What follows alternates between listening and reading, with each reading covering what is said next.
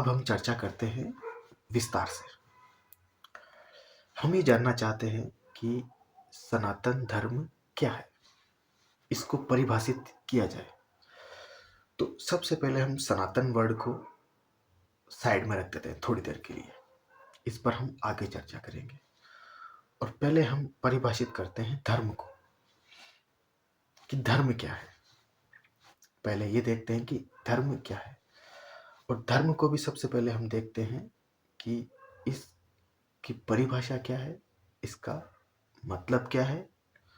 तो व्याकरण की दृष्टि से हम ये देखते हैं पहले कि व्याकरण ने धर्म को किस तरह परिभाषित किया है। तो संस्कृत व्याकरण में जो धर्म है वो धृज धातु से बना हुआ है, जिसका अर्थ होता है धारण करना। यानी जिस वस्तु ने जिसको धारण किया हुआ है वह उसका धर्म है। इसको स्वभाव भी कह सकते हैं। जैसे पृथ्वी ने गंध को धारण किया है वो उसका स्वभाव है, अग्नि ने उष्णता को धारण किया हुआ है वो उसका स्वभाव है, कान का स्वभाव है सुनना, आँख का स्वभाव है देखना, त्वचा का स्वभाव है स्पर्श। तो इस तरह एक बात समझ में आती है कि जिस वस्तु ने जिसको धारण किया हुआ है वह उसका धर्म है, और जो उसका धर्म है वो उसका स्वभाव है। यानी धर्म को हम स्वभाव से जोड़कर देख सकते हैं। व्याकरण की दृष्टि से ये बात निकलकर सामने आ रही है। इस दृष्टि से यह तो साबित हो गया कि धर्म का अर्थ अपन स्वभाव से जोड़ सकते हैं। तो एक तो जड़ पदार्थों की बात हो गई। अब बात आती है कि प्राणियों का स्वभाव क्या है, प्राणियों के जीवन ने किसको धारण किया हुआ है। क्योंकि जिस वस्तु ने जिसको धारण किया हुआ है वो उसका स्वभाव है, वो उसका धर्म है। तो प्राणियों का जीवन है, उसे किसने धारण किया हुआ है। तो इस पर विचार करने पर आता है कि प्राणियों के जीवन को सुख के संसाधनों की चाहत ने धारण किया हुआ है। सुख सुख के साधन जुटाने के लिए ही प्राणी जो होते हैं वो लालायित रहते हैं, उसके लिए वो अलग अलग क्रियाएं करते रहते हैं। तो सुख के साधन जुटाना, उसे धारण करना, यही प्राणियों के जीवन का धर्म है, यही उनका स्वभाव है।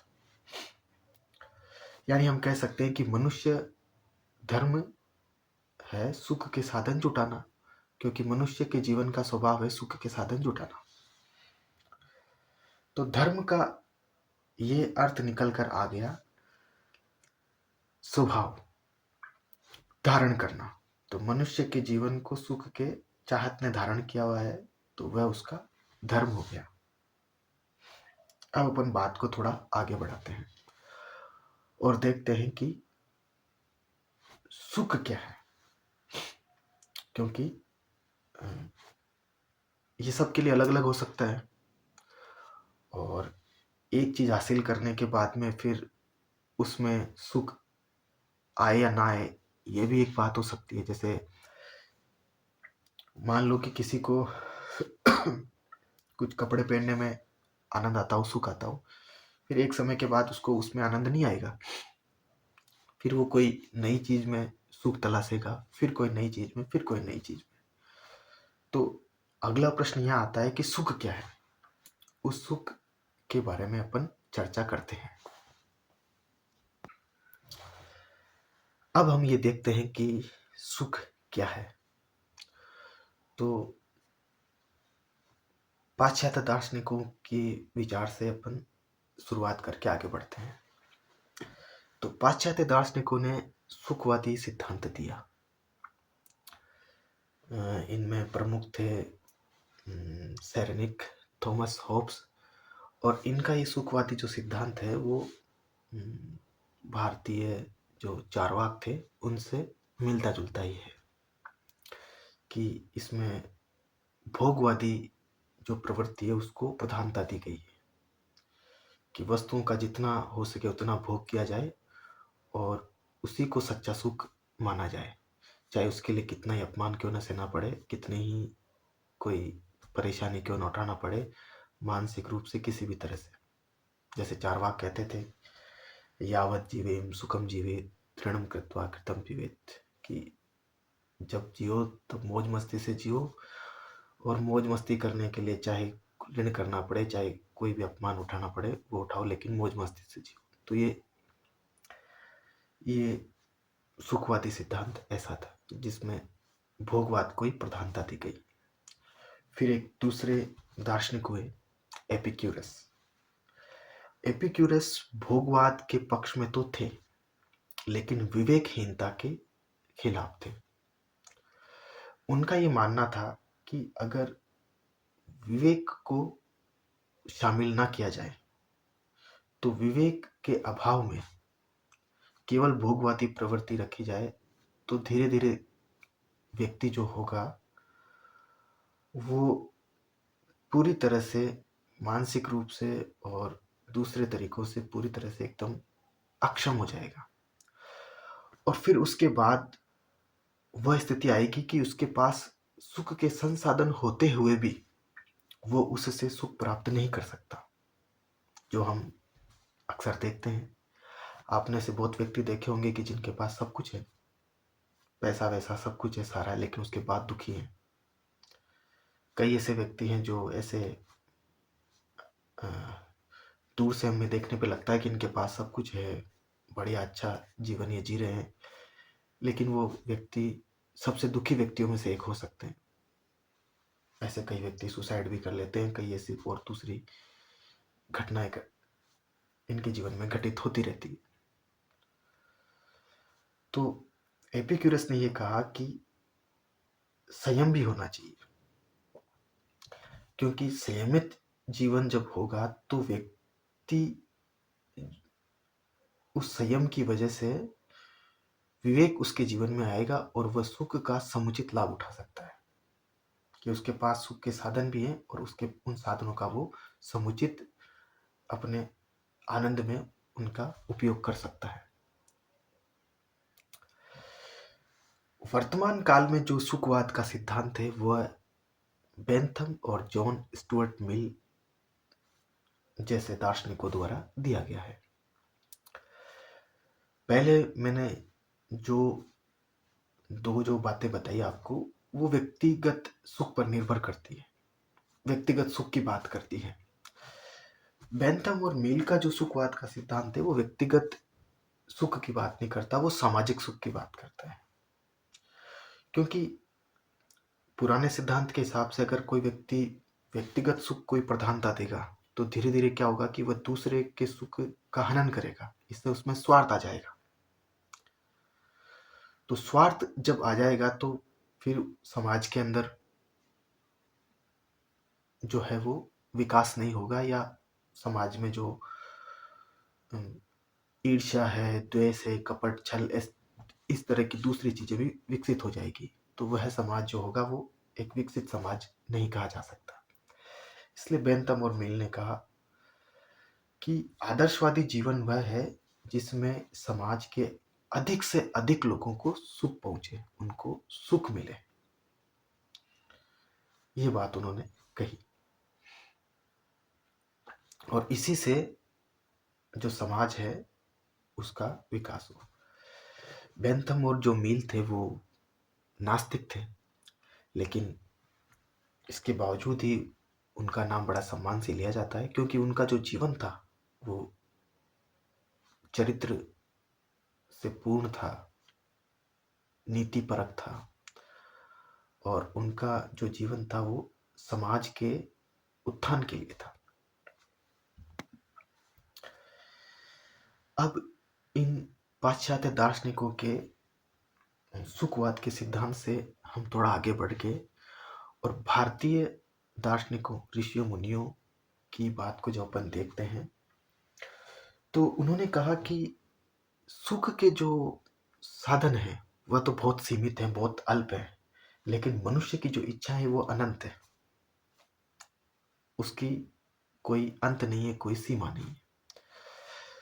तो इससे यह तो साबित होता है कि सारी इच्छाओं का पूर्ण होना यह संभव नहीं है, और सुख की इच्छा जब पूर्ण नहीं होगी तो उससे भी दुख ही उत्पन्न होगा।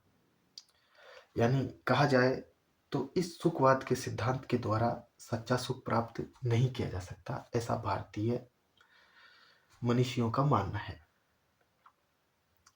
अब यहाँ एक बात और निकल कर आती है। भारतीय मनीषियों का मानना है कि केवल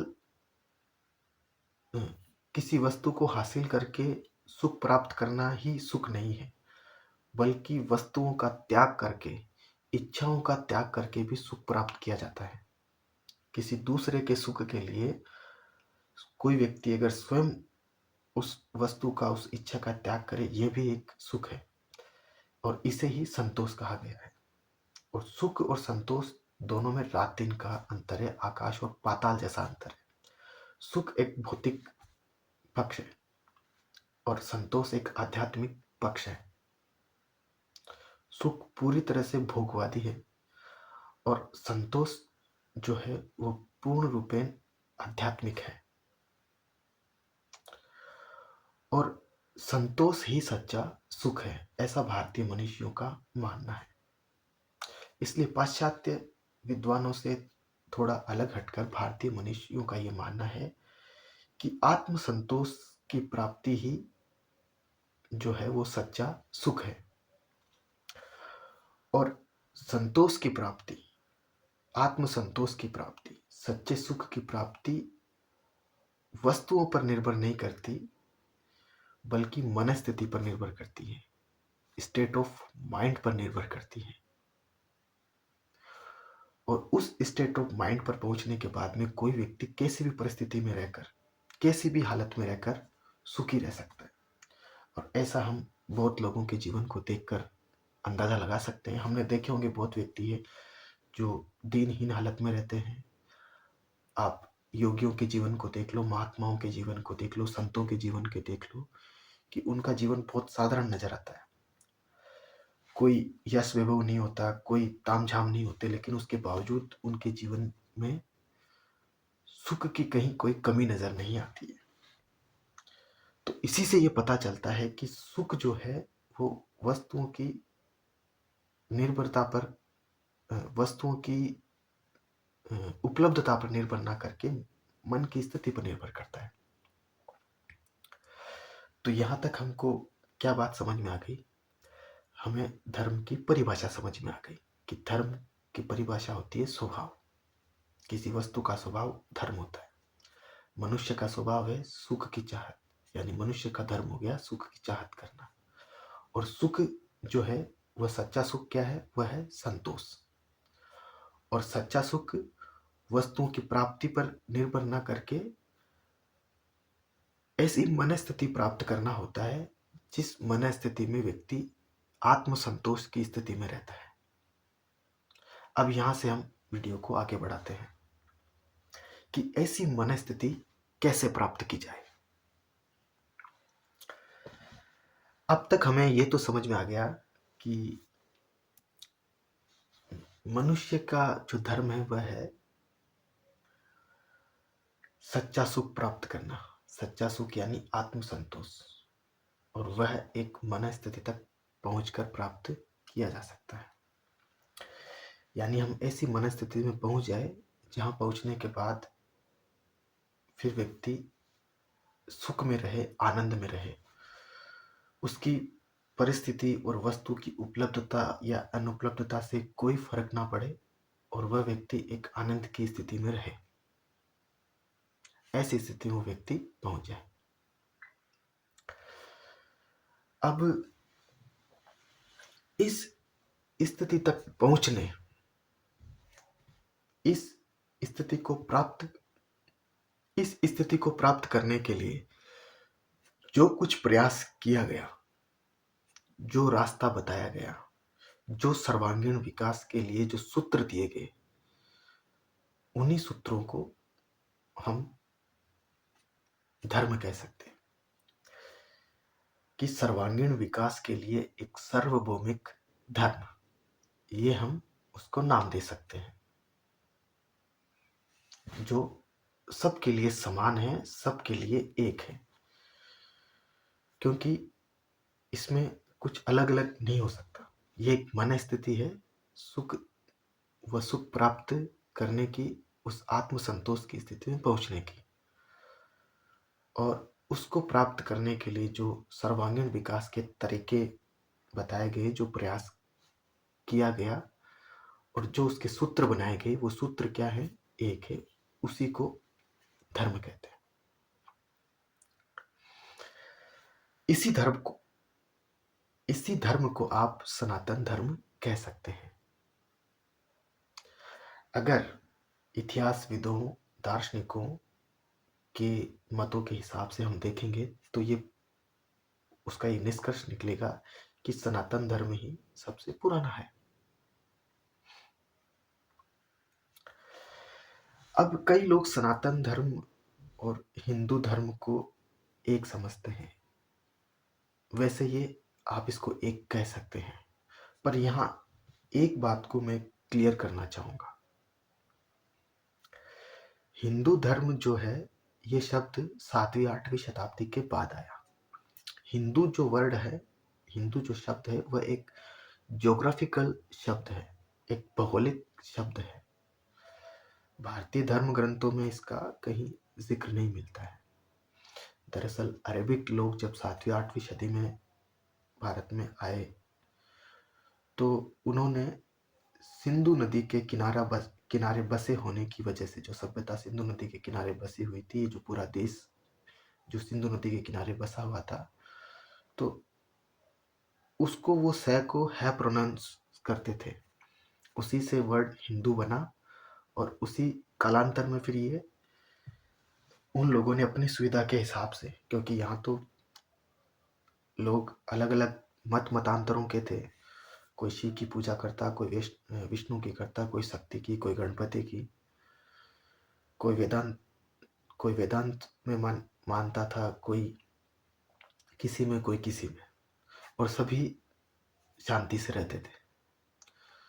तो वह ये निर्धारित नहीं कर पा रहे थे कि इन लोगों के लिए एक एक शब्द क्या, तो उन्होंने अपनी सुविधा के लिए हिंदू कहना शुरू कर दिया। और कालांतर में सनातन धर्म और हिंदू धर्म दोनों को एक पर्यायवाची के तौर पे माना जाने लगा। तो अब जब आप ये समझोगे कि हिंदू एक भौगोलिक शब्द है, एक ज्योग्राफिकल टर्म है, तो उससे फिर ये प्रश्न ही खत्म हो जाता है, हिंदू राष्ट्र। तो फिर तो ये हिंदू राष्ट्र तो है, क्योंकि इस भौगोलिक परिवेश में रहने वाला हर व्यक्ति हिंदू है।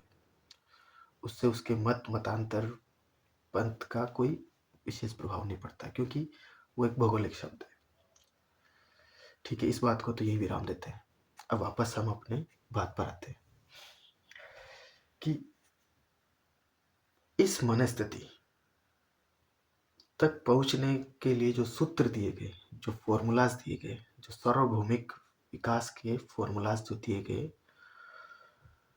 उसे आप एक धर्म कह सकते हो, और इसी धर्म को आप सनातन धर्म कह सकते हो। अब हम बात को यहां से आगे बढ़ाते हैं। अब कालांतर में क्या हुआ कि अलग अलग देश काल परिस्थिति में, अलग अलग समय पर, अलग अलग कालखंड में अलग अलग व्यक्ति उत्पन्न हुए। उन्होंने इसमें अपने समय के हिसाब से कुछ संशोधन किया, कुछ अन्वेषण किया। इन प्रक्रियाओं में इस स्थिति, इस मानसिक स्थिति तक पहुंचने की जो प्रक्रिया है, उसमें अपने समय के हिसाब से कुछ संशोधन किए। जैसे ईसा पूर्व 6000 या 12000 साल पहले पारसी धर्म की स्थापना हुई पर्शिया में, जरथुस्त्र ने की। फिर उसके बाद मूसा आए, उन्होंने यहूदी धर्म की स्थापना करी। फिर उसके बाद जीसस क्राइस्ट आए, ईसा मसीह, उन्होंने ईसाई धर्म की स्थापना करी। फिर उसके बाद पैगंबर मोहम्मद साहब आए और उन्होंने इस्लाम धर्म की स्थापना करी। ठीक इसी तरह चाइना के अंदर ईसा पूर्व 6ठी शताब्दी में लाओ त्से ने ताओ धर्म की स्थापना करी, और 400 ईसा पूर्व कन्फ्यूशियस ने कन्फ्यूशियस धर्म की स्थापना करी, और ठीक इसी कालखंड के आसपास भारत में बौद्ध धर्म और जैन धर्म की स्थापना हुई, और जापान में शिंतो धर्म की स्थापना हुई। अब चूंकि इन सभी धर्मों के अंदर बात तो उस एक सार्वभौमिक सूत्र की गई है, जिससे व्यक्ति उस मन स्थिति में पहुंचे जहां उसको सच्चा आत्मिक सुख मिले। सभी धर्मों में इसी एक बात को कहा गया है, लेकिन लोगों ने इन धर्मों के अंदर जो बातें बहुत बहुलता से की हुई है, जो बहुत सारी बातें लिखी हुई है, कई सारे मंत्र श्लोक करके विशालता से लिखी हुई है, तो लोगों ने उस मूल सूत्र को ना समझकर इन अलग अलग बातों को ही अलग अलग धर्म मान लिया। यानी आप ऐसा कह सकते हैं कि धर्म तो एक ही था कि व्यक्ति को सच्चा सुख प्राप्त हो, सच्चा आनंद प्राप्त हो, और वो उसको कैसे प्राप्त हो उसके लिए जो सूत्र खोजे गए, जो सार्वभौमिक सूत्र जो सब पर लागू हो, वो खोजे गए, और सब धर्मों ने बात भी उसकी करी। लेकिन अलग अलग कालखंड में, अलग अलग समय पर, अलग अलग परिस्थितियों में ये अलग अलग जो महापुरुषों ने इनका अलग अलग तरह से जो व्याख्या करी, तो लोगों ने इन सब धर्मों को अलग अलग समझ लिया।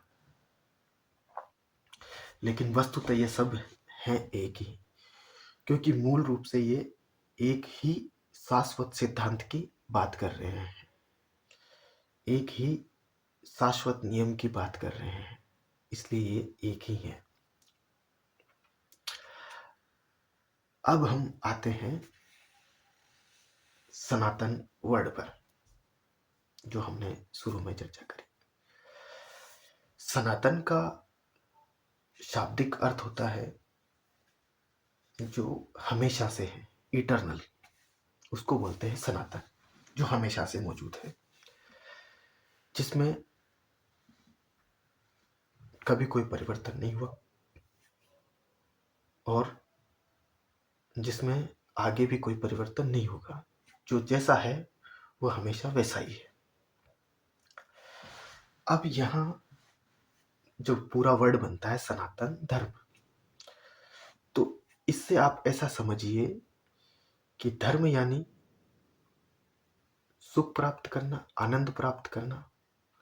व्यक्ति की जो भागदौड़ थी, मनुष्य की जो भागदौड़ थी, जो चाहत थी, वो चाहत क्या थी? इस सनातन सुख को प्राप्त करना। तो भारतीय परंपरा में, सनातन परंपरा में, जैसे आप ऐसा देख लीजिए, पारसी धर्म में ईश्वर को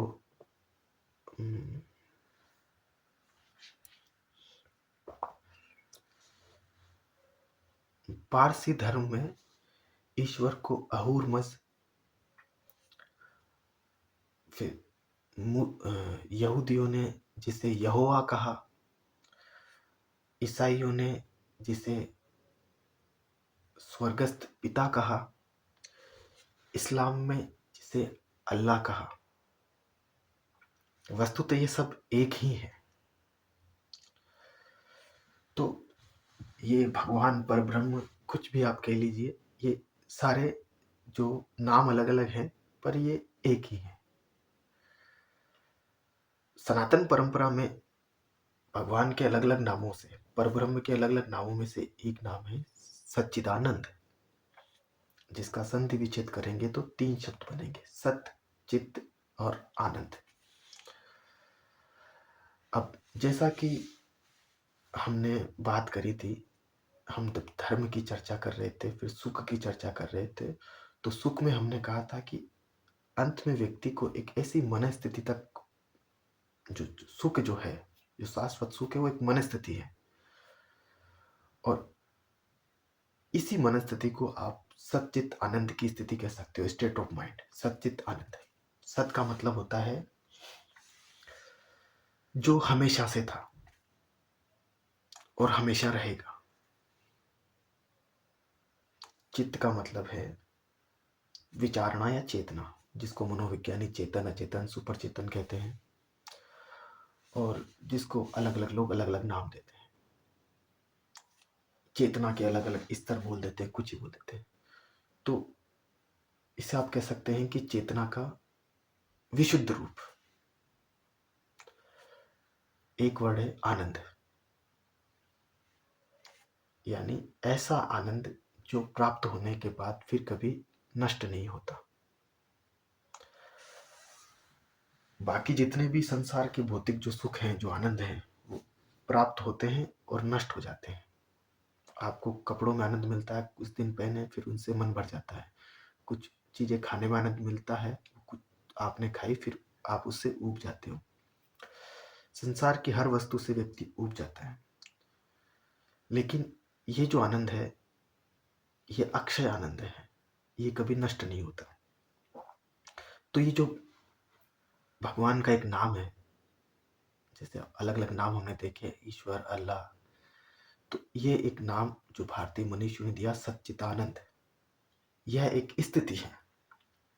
यानी कोई व्यक्ति जो उन सार्वभौमिक सूत्रों की सहायता से इस स्थिति पर पहुंच गया, और इस स्थिति पर पहुंचने के बाद अब उसको ना तो कुछ जानने की जरूरत है, ना कुछ प्राप्त करने की जरूरत है, ना उसको सुख की चाहत है। यहाँ उसका जो यात्रा थी वो यात्रा यहाँ उसकी समाप्त हो जाती है। तो ये जो हम बातें कर रहे थे, तो सनातन धर्म में ये चीज आ गई कि सच्चिदानंद की स्थिति तक व्यक्ति को पहुंचना। अब बात आती है कि सनातन धर्म क्या इन बाकी धर्मों से अलग है? तो उसका जवाब है नहीं, बिल्कुल भी अलग नहीं है। कैसे?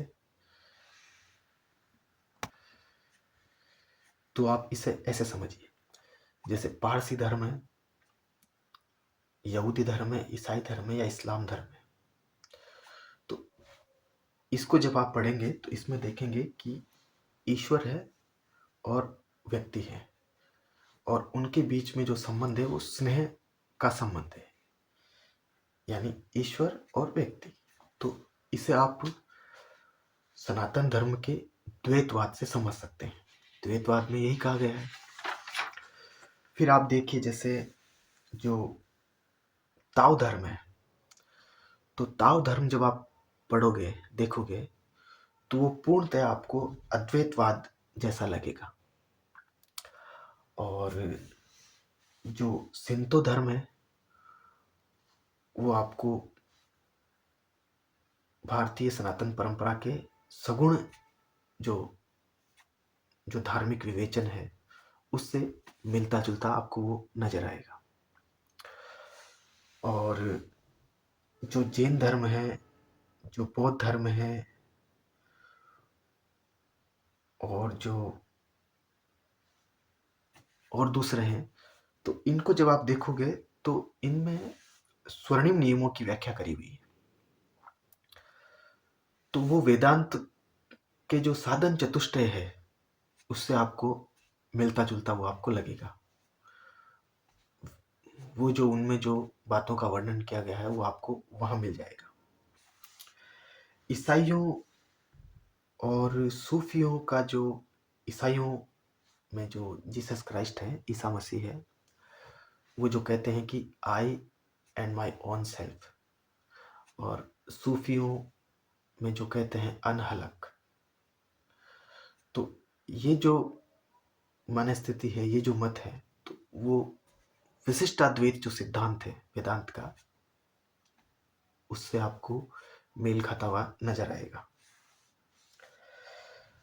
तो कहने का मतलब ये है कि जैसे और जो जैन दर्शन है तो वो एक तरह से नास्तिक दर्शन है, तो भारतीय जो सनातन परंपरा का जो सांख्यवाद है वो भी एक नास्तिक दर्शन है। तो सनातन जो परंपरा है उसमें जब आप देखोगे कि उसमें इतनी सारी शास्त्र किताबें क्यों हैं, 4 वेद हैं, 108 उपनिषद हैं, 18 पुराण हैं, 6 दर्शन हैं, गीता रामायण जैसे महाकाव्य हैं, फिर 24 गीताएं हैं, स्मृतियां हैं, ब्राह्मण ग्रंथ हैं, संहिताएं हैं। इन सब का क्या मतलब है? जब आप इन सब चीजों को पढ़ोगे, इन पर चिंतन करोगे, विचार करोगे, तो आप देखोगे कि आपको ऐसा लगेगा कि इसमें सबके लिए जगह है। हर व्यक्ति को उसकी वृत्ति के हिसाब से, उसके स्वभाव के हिसाब से उसको वो सच्चा सुख कैसे प्राप्त हो, उसके लिए इसमें संभावनाएं हैं। यहाँ नास्तिकों के लिए भी कोई वर्जना नहीं है। सांख्य दर्शन एक नास्तिक दर्शन है, वो भी है। तो कहने का मतलब ये है कि सनातन धर्म का मतलब यही है कि सभी व्यक्ति जो हैं वो उस स्थिति तक पहुंचना चाहते हैं, उनकी चेतना का विकास उस चरम पर होना है, और उस चेतना के विकास को चरम पर पहुंचना, और वो चरम स्थिति एक है।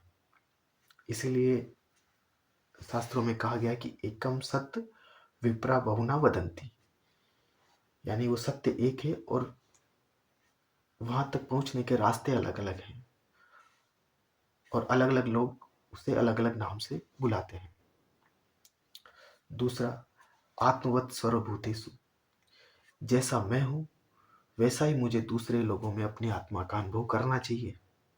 तो इससे व्यक्तिगत जो स्वार्थ है वो व्यक्ति का समाप्त हो जाएगा, और वो सबके सुख में ही अपना सुख समझेगा। वसुदेव कुटुंबकम, इससे व्यक्ति के अंदर जो देश और जो रंग जाति के आधार पर जो भेदभाव होता है वो नहीं होगा। वो ये मान के चलेगा कि ये पूरी वसुधा ही मेरा कुटुंब है और सभी मेरे परिवार के सदस्य की तरह हैं। तो वो सर्वांगीण विकास के लिए सोचेगा। तो ऐसे ही कुछ मूलभूत सिद्धांत हैं जो सिद्धांत मिलकर ही सनातन धर्म को बनाते हैं। यानी सनातन धर्म का मतलब ये हो गया कि ये सभी धर्मों का इसमें स्थान है। यानी सनातन धर्म को आप ये भी कह सकते हो कि एक धर्मों का समुच्चय है।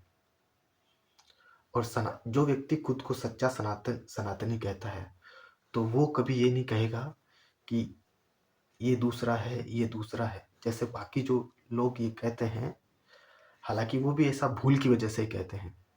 अगर वो भी वास्तव में अगर धर्म का मूल समझेंगे तो ये बात कहना छोड़ देंगे। जैसे ईसाई मान लो कहेंगे कि उनका जो ईश्वर है वही सही ईश्वर है, इस्लाम वाले कहेंगे कि उनका जो भगवान है वही सही भगवान है, उनका जो रास्ता है वही सही रास्ता है। दूसरे धर्म वाले भी ऐसी बात कहेंगे कि उनका जो भगवान है वही सही भगवान है और उनका बताया रास्ता सही रास्ता है। तो ये बात गलत हो जाती है। इसका मतलब ये है कि उन्होंने धर्म का मूल नहीं समझा। वो देश काल परिस्थिति के हिसाब से जो जो सूत्र थे उनमें कुछ अन्वेषण किया गया था। तो इसका मतलब ये नहीं कि मूल उद्देश्य ही बदल गया, धर्म का मूल स्वभाव ही बदल गया। तो सनातन धर्म का मतलब क्या हो गया कि धर्म का मूल स्वभाव और वो जो सूत्र हैं वो बदले नहीं जा सकते, कि वह परम स्थिति एक है और वहां तक हर व्यक्ति को पहुंचना है। तो इनमें कोई बदलाव नहीं हो सकता। अब उसको पहुंचने के लिए जो प्रयास करते हैं उन प्रयासों में देश काल परिस्थिति के हिसाब से, व्यक्ति के स्वभाव और वृत्ति के हिसाब से परिवर्तन हो सकता है। उसी की वजह से अलग अलग मतांतर और पंथ बन गए, अलग अलग विचारधाराएं बन गई। इसीलिए सनातन धर्म के अंतर्गत कभी ये नहीं कहा जाता कि उसका गलत है तरीका, उसका ही है। यहाँ पर यही माना जाता है कि ये उसका तरीका है, तो उस आप उसके तरीके को उसके हिसाब से चलने दीजिए और उसको वो जो स्थिति है वो उसी तरीके से मिलेगी। तो इससे ये साबित होता है कि सनातन धर्म को हम एक ऐसा धर्म मान सकते हैं जो सर्वसमावेशी है, जिसके अंतर्गत विश्व के सभी धर्म, मत, मतांतर और पंथ आ सकते हैं, रह सकते हैं। यहाँ मजहब, पंथ के नाम पर किसी से कोई वेर नहीं रख सकता, क्योंकि उसकी बुनियाद ही ऐसी है। और अगर कोई रखता है तो इसका मतलब वो फिर सनातन धर्म के बारे में नहीं जानता, क्योंकि ये जो सब बातें मैंने आपको बताई उससे आप ये निष्कर्ष अच्छी तरह से अब निकाल सकते हैं कि सनातन धर्म का मतलब क्या है। सनातन धर्म का मतलब हो गया कि ऐसा धर्म जो मूल्यों की बात करता है, सिद्धांतों की बात करता है, तो उसमें सबके लिए जगह है।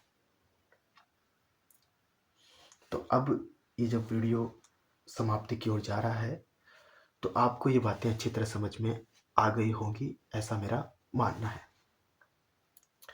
एक बार मैं आपको शुरू से वापस रिकॉल कर देता हूँ।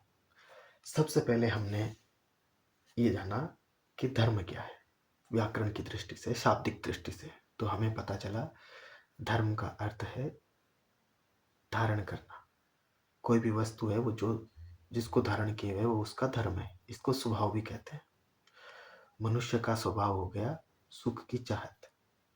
फिर हमने ये जाना कि सुख क्या है, तो व्यक्तिगत सुख, फिर सामाजिक सुख, और फिर हमने देखा कि दरअसल जो सुख है वो एक मन स्थिति है, स्टेट ऑफ माइंड है।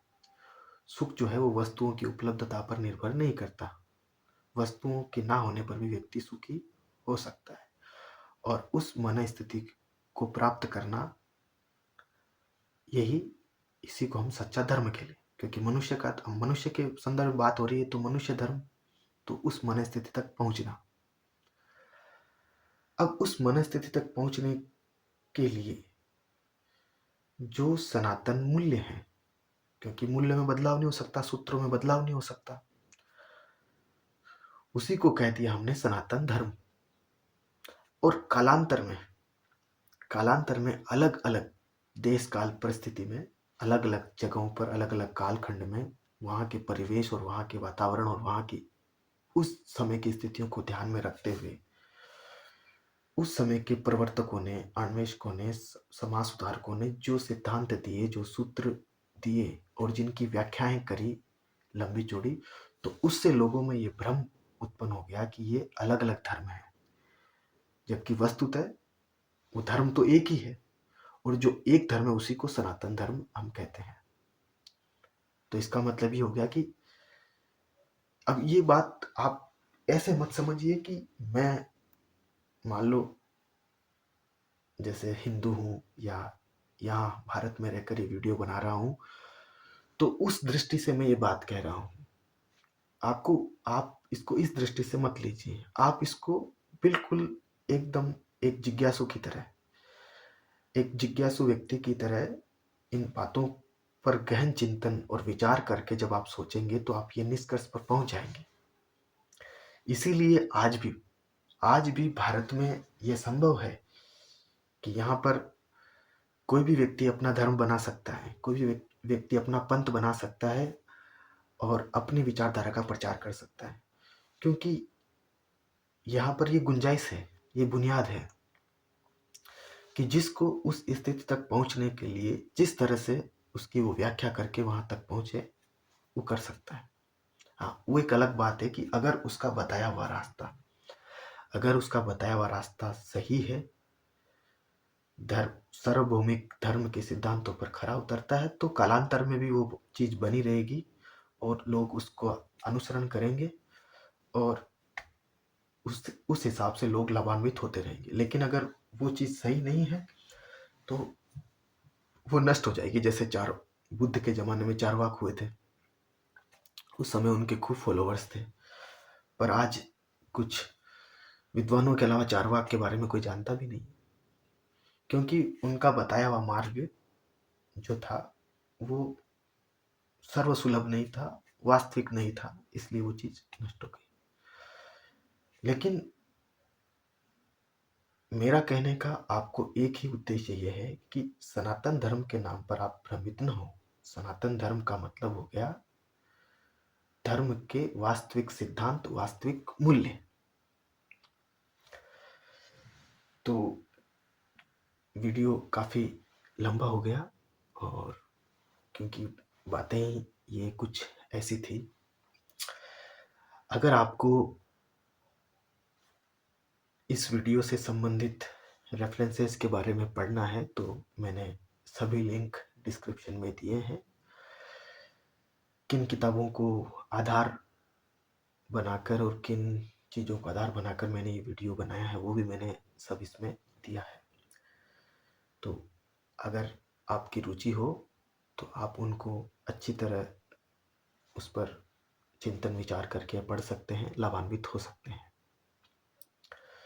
धन्यवाद। ओम शांति।